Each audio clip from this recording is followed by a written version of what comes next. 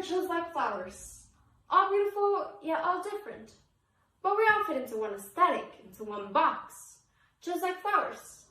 There's daisies, tulips, roses, lilies, orchids. There's all these unique, precious flowers.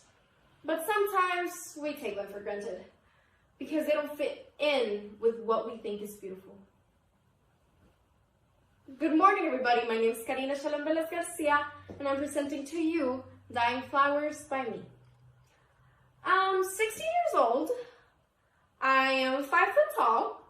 I weigh about 125 pounds. I have a pretty average looking face, and I'm not really considered tall, but I like to think that I am. Why am I bringing up all this useless information, you might ask?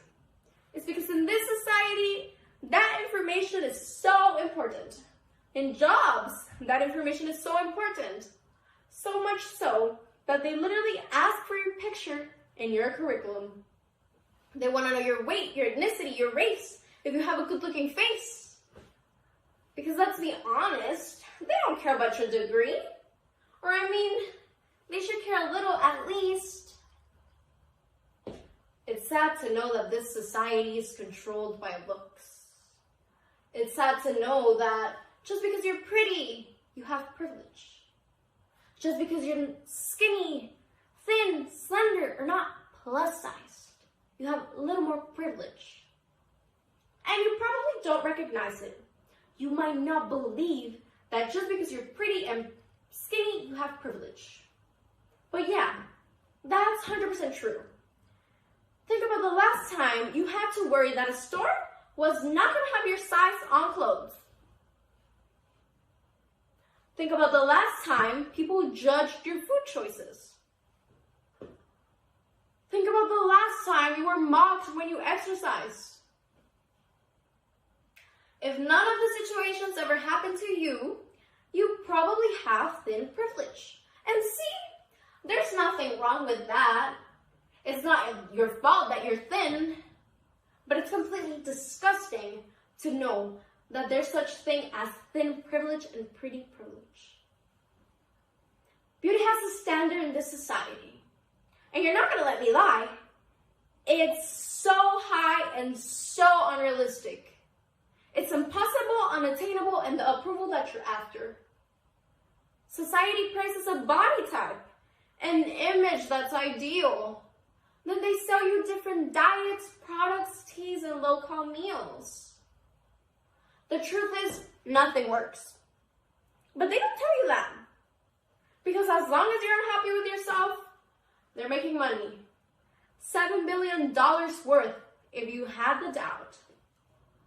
Oh, and see, there's no end game. They really make it tough. Because over the times, the standards keep changing. And they make you believe that you'll never be enough.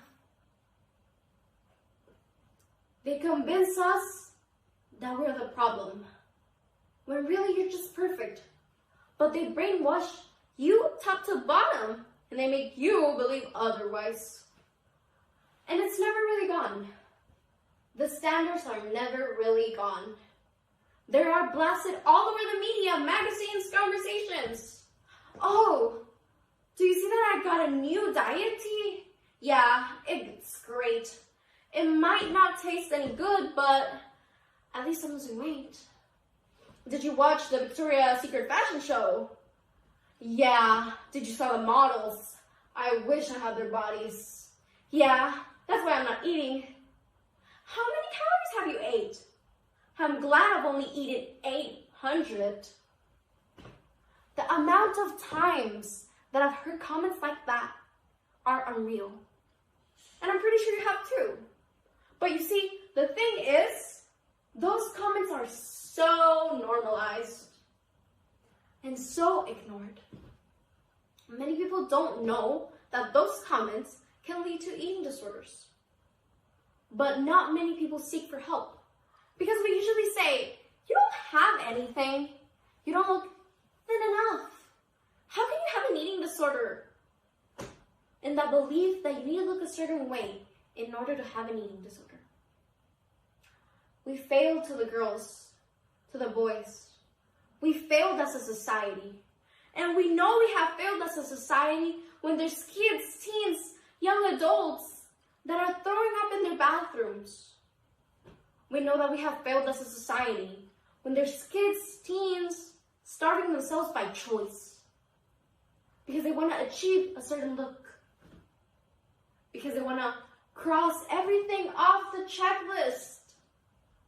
We know we have failed when there's people that are scared to wear what they want because they'll be judged for their looks or because they don't fit in to that one box. We are literally beautiful flowers that are dying to fit in to this box, into the standard. We're just like flowers, just like dying flowers. Because we're dying to be a certain way, to look a certain way, to feel a certain way. We're dying to fit in just to be accepted in this society. But guess what?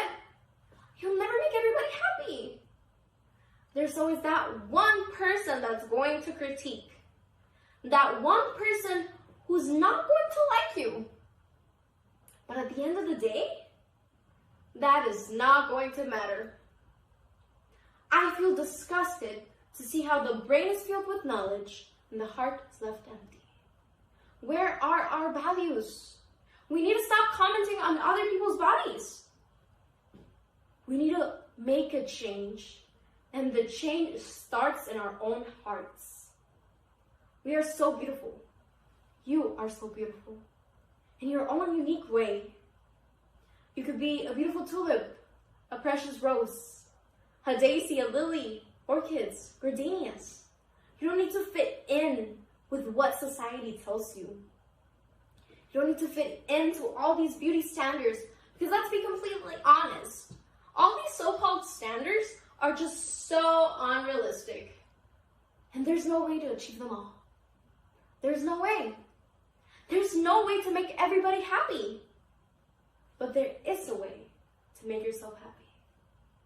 Let me remind you that we're literally on a floating ball. It's spinning around a fireball in space. Do you really think your purpose on this earth is to fit in? To lose weight? To gain muscle? To lose weight? To have a big butt? You're much more than that. So express yourself, be yourself. Eat that last piece of cake because this, in 10 years, probably less, it's not going to matter. What is going to matter is what you didn't do, not what you did. Thank you.